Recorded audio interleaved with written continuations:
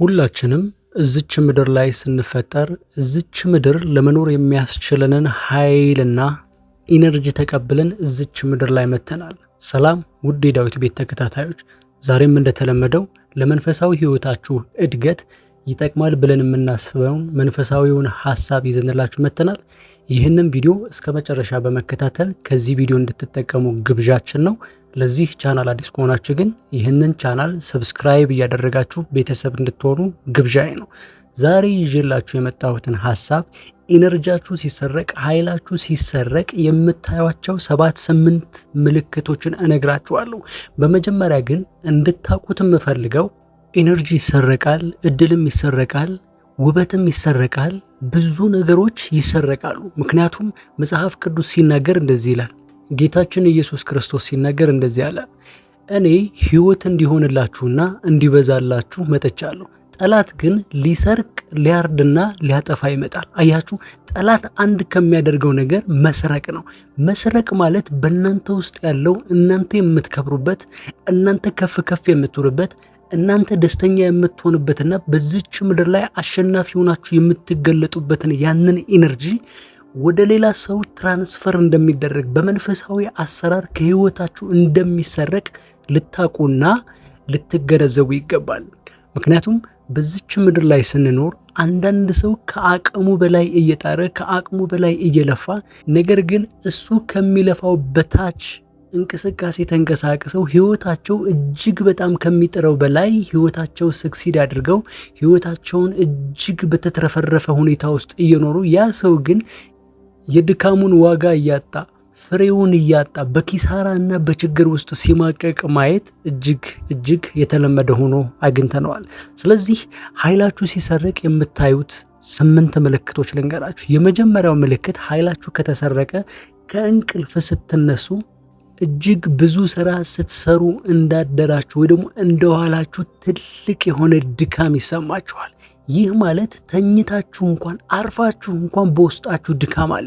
ምክንያቱም እናንተን የሚያበረታ እናንተን ጠንካራ የሚያደርግ ያ ውስጣችሁ ላይ የተቀመጠው ኢነርጂ የለም። አያችሁ፣ ተኝታችኋል። ከሰዎች በላይ እናንተ ከ8 ሰዓት በላይ ትተኛላችሁ።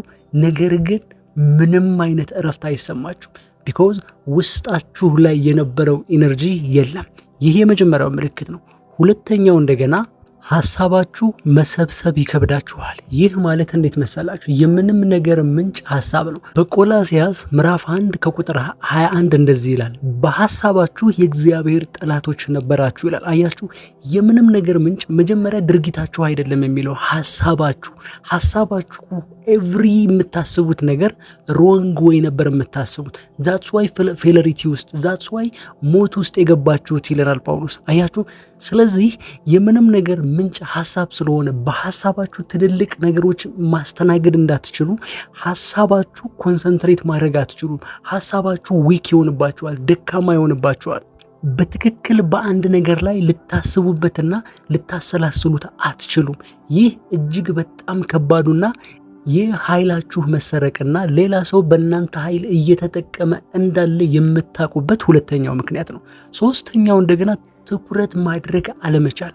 አያችሁ፣ የመጀመሪያው ከእንቅልፍ ስትነሱ ድካም እንደሚሰማችሁ ሁሉ በትክክል በአንድ ነገር ላይ ማሰብ እንደማትችሉት ሁሉ ትኩረት ማድረግ ደግሞ ትቸገራላችሁ። አንድ ነገር ላይ ፎከስ ማድረግ። አሁን ለምሳሌ ቢዝነስ ልትከፍቱ ትችላላችሁ። ያንን የከፈታችሁት የሥራ ድርጅት ሊሆን ይችላል፣ ትዳርም ሊሆን ይችላል፣ ሪሌሽንም ሊሆን ይችላል፣ ትምህርትም ሊሆን ይችላል። ብቻ የተሰማራችሁበት የሆነ ነገር ላይ እሱ ላይ ትኩረት ማድረግ ይከብዳችኋል። ማጥናት ካለባችሁ ማጥናት የማትችሉ ሰዎች ትሆናላችሁ። ታታሪና ትጉ መሆን ካለባችሁ እንደገና ያንን ማድረግ የማትችሉ አይነት ሰዎች ትሆናላችሁ። አያችሁ፣ ትኩረታችሁ ይሰረቃል። አንድ ሰው ትኩረቱ ከተሰረቀ በምንም መንገድ ስኬታማ መሆን አይችልም። ስለዚህ ትኩረታችሁን ይወስድባችኋል። አራተኛው እንደገና የምትወዱት ነገር ታጣላችሁ። በምን እንደምትዝናኑ ግራ ይገባችኋል። ምን እንደሚያስደስታችሁ አታውቁም። አያችሁ፣ ለምን ስትሉ ውስጣችሁ ምንም የሚጠይቃችሁ ነገር የለም። ብዙ ሰው በምንድነው የምዝናናው? ምን እንደሚያስደስተኝ አላውቅም። የት ሄጄ ልዝናና? ምንም በቃ ኤቭሪ ታይም እጨነቃለሁ። ኤቭሪ ታይም በጣም ዲፕረስድ ሆኛለሁ፣ ወይም ደግሞ ኦቨርቲንክ አረጋለሁ። ለምንም ነገር ስሜት ማጣት ይሰማችኋል። በቃ ትዳር ካላችሁ በትዳራችሁ ደስተኛ አትሆኑም። ስራም ካላችሁ በስራችሁ ደስተኛ መሆን አትችሉም። በእያንዳንዱ ስምሪታችሁ ውስጥ ወይ ደግሞ በእያንዳንዱ ህይወታችሁ ውስጥ ሰንስለስ ትሆናላችሁ። ይህ ማለት ውስጣችሁ ሳክስፋይ የሚያደርግበት ወይም ደግሞ አንዳንድ ሰው ይሄ ያስደስተኛል፣ ይሄንን እወደዋለሁ ብሎ የሚናገርበትን ነገር ያጣል። አያችሁ፣ ይህ የምትሆኑበት ከውስጣችሁ ያለ እናንተን ሊጠቅማችሁ፣ እናንተን ስኬታማ ሊያደርጋችሁ፣ እናንተን ሊያበረታችሁ፣ እናንተን ጉልበት እንዲኖራችሁ የሚያደርጋችሁን ውስጠኛው ክፍል ላይ ያለ ኃይላችሁ የለም። መጽሐፍ ቅዱስ ሲናገር እንደዚህ ይላል፣ በውስጠኛው ሰውነታችሁ ትበረቱ ዘንድ ይላል። አያችሁ፣ ውስጠኛው ሰውነታችሁ ከተገለጠ እናንተ ብርቱ ናችሁ። ውስጠኛው ሰውነታችሁ ላይ ያለውን ታላቁን ነገር እሱ ካልተገለጠ ወይ ደግሞ እሱ ማንነታችሁ ውስጥ ደካማ ከሆናችሁ፣ እሱ ማንነታችሁ ውስጥ የተሰረቀ ነገር ካለ እመኑን ምንም ማድረግ አትችሉም። አምስተኛው እንደገና እንደምትችሉ እያወቃችሁ ግን አታደርጉትም። ይህ በጣም ብዙ ወጣቶች ላይ፣ ብዙ ኃይል ያላቸው ሰዎች ላይ፣ ይሄማ ይችለዋል የምትሉት ሰዎች ላይ የሚታይና የሚስተዋል ከባዱ ነገር ነው። ይችሉታል፣ ውስጣቸው ላይ ያለውን ነገር ያውቃሉ። ይሄን ማድረግ እኮ እችላለሁ ይላል፣ ግን ማድረግ አይችልም። አሁን ለምሳሌ በቀላሉ መንገድ ላሳያችሁ። ቤታችሁ ውስጥ የታጠበ ልብስ አላችሁ፣ ቤታችሁ ውስጥ ሻወር አለ። ነገር ግን ጠዋት ተነስታችሁ ሻወር ማድረግም ትችላላችሁ። ምንም የሚገድባችሁ ነገር የለም። የጤና ችግርም የለባችሁም። ተነስታችሁ መታጠብ ትችላላችሁ። ግን ታውቃላችሁም ኢቨን እያወቃችሁ ግን ማድረግ አትችሉም። በቃ ሻወር ማድረግ እኮ አለብኝ፣ ልብስ መቀየር አለብኝ ትላላችሁ፣ ግን አታደርጉትም። እንደዚህ አይነት ኤግዛምፕል ነው የምነግራችሁ። ግን በተለያየ መንገድ ማድረግ የምትችሉትን ነገር ማድረግ እንደምትችሉ የምታውቁትን ነገር ወደ ድርጊት ለመለወጥ እጅግ ትቸገራላችሁ። እንደዚህ አይነት ህይወት ካለባችሁ፣ እንደዚህ አይነት ልምምድ ውስጥ ካላችሁ ወደ እግዚአብሔር ፊት ተቀርባችሁ መጽሐፍ ቅዱስ ሲናገር እንደዚህ ይላል፣ ወደ ጸጋው ዙፋን በእምነት ቅረቡ ይላል። አያችሁ፣ የሚያስፈልጋችሁን እንድትቀበሉ በሚያስፈልጋችሁ ጊዜ ይላል ወደ ጸጋው ዙፋን በእምነት ቅረቡ። እግዚአብሔር ሁሉንም እንድትችሉ አንድ ልጁ ሰጥቷቸዋል።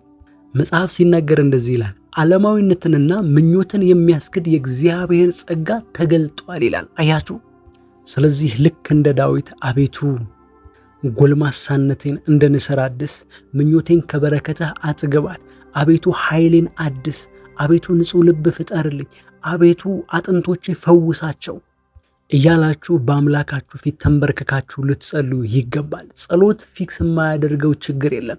ጸሎት የማያስተካክለው ምንም ነገር የለም። ስለዚህ በጸሎት ህይወታችሁን አግዙ። ስድስተኛው እንደገና ብቸኝነት ይሰማችኋል። እዚህ ላይ የምነግራችሁ ብቸኛ ለሆናችሁ ሰዎች አይደለም፣ በዙሪያችሁ ሰው ለሌላችሁ ሰዎች አይደለም።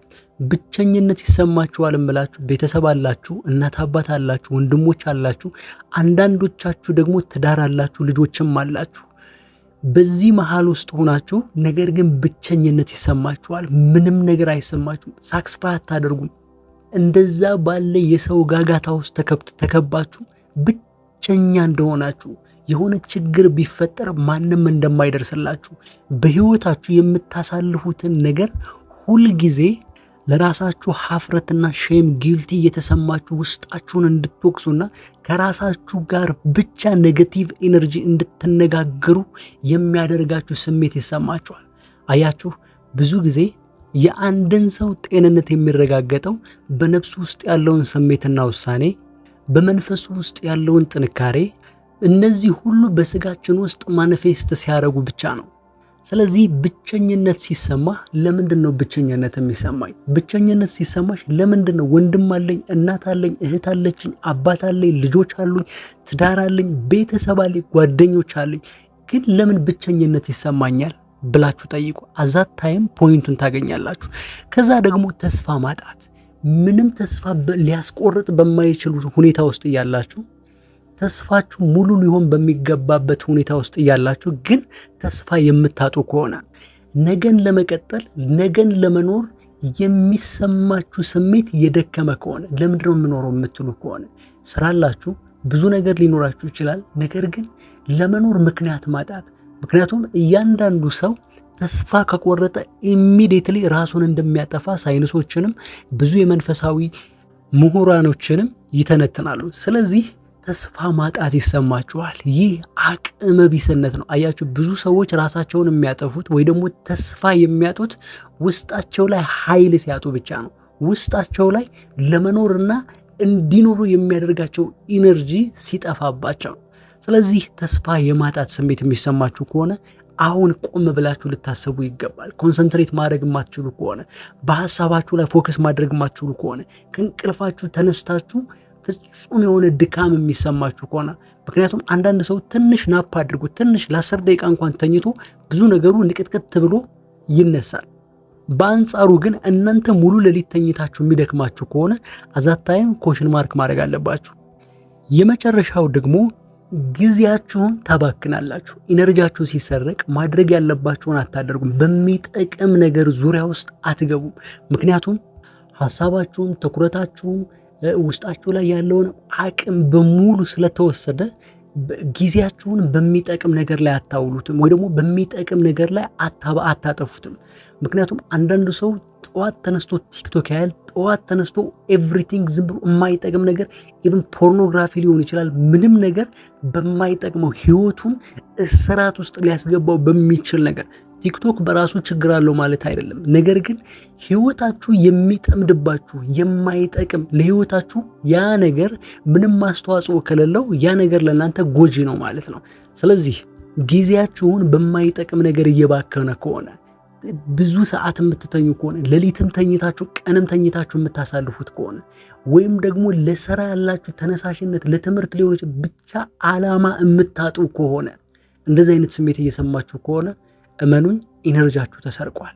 ኢነርጂያችሁ ማስመለስ የምትፈልጉ ከሆነ ውስጣችሁ ሊቀመጥ የሚገባው እምቁን ኃይል ልታገኙ ከሆነ የዚህን ሁለተኛውን ክፍል እሰራላችኋለሁ። እናንተ የምጠብቀው በኮመንት ሴክሽን ላይ ሁለተኛውን ክፍል እያላችሁ ኮመንት እንድታደርጉልኝና ህይወታችሁ ነፃ እንድትወጡ እንድትለቀቁ የጨለማውን አሰራር እያጋለጣችሁ አርነታችሁን እንድትጨብጡ ከእግዚአብሔር ጋር ያላችሁን ሪሌሽን ጤናማ እንድታደርጉ ይህ የኔና የቅዱሳን ፍላጎት ነው። ለጊዜው ግን እዚህ እናበቃለን። እስከ መጨረሻው ከኔ ጋር ስለነበራችሁ አመሰግናለሁ። ይህ ቪዲዮ ከጠቀማችሁ ላይክ፣ ሼር ማድረግ እንዳትረሱ። ለዚህ ቻናል አዲስ ከሆናችሁ ግን ይህንን ቻናል ሰብስክራይብ እያደረጋችሁ ቤተሰብ እንድትሆኑ በፍቅር ጋብዛችኋለሁ። በሚቀጥለው ቪዲዮ እስክንገናኝ ድረስ የእግዚአብሔር ሰላም ከእናንተ ጋር ይሁን። ሰላም።